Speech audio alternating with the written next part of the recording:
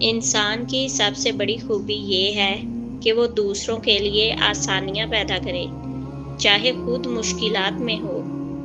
اصل خوبی دولت یا شہرت میں نہیں، بلکہ دل کی نرمی اور معاف کرنے کی عادت میں ہے۔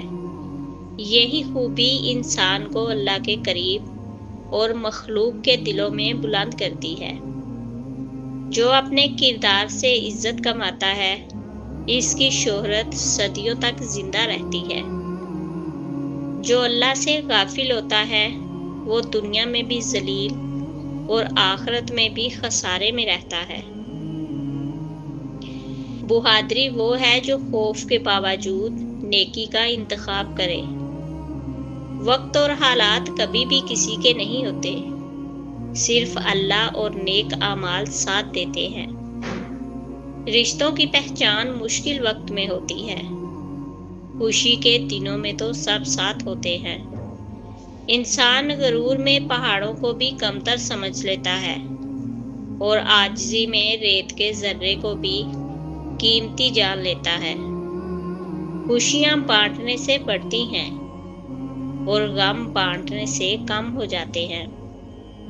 الفاظ کی قیمت نہیں ہوتی، مگر یہی الفاظ انسان کے دل کو زخمی یا زندگی کو خوشیوں سے بھر سکتے ہیں۔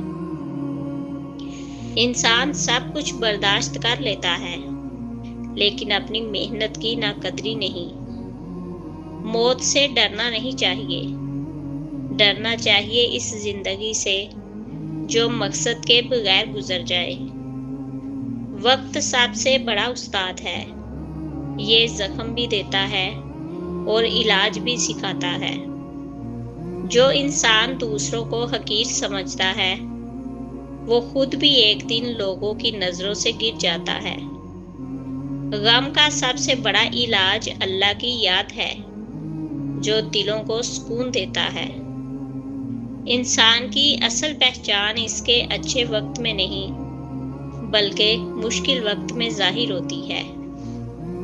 انسان سب کچھ برداشت کر لیتا ہے، مگر نافرمان اولاد کا دکھ برداشت نہیں ہوتا۔ وقت اور موت دو ایسی حقیقتیں ہیں جو کسی کے انتظار میں نہیں رکتی۔ زندگی ایک لمحے کا نام ہے، کل کسی نے دیکھا نہیں اور آج کسی کے پاس وقت نہیں۔ سب سے بڑی تنہائی وہ ہے جب آپ اپنے ہی لوگوں کے بیچ اجنبی محسوس کریں۔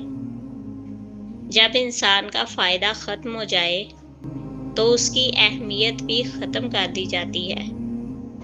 یہ دنیا وہ بازار ہے جہاں لوگ آپ کی قیمت آپ کے کام سے لگاتے ہیں، نہ کہ آپ کے اخلاق سے۔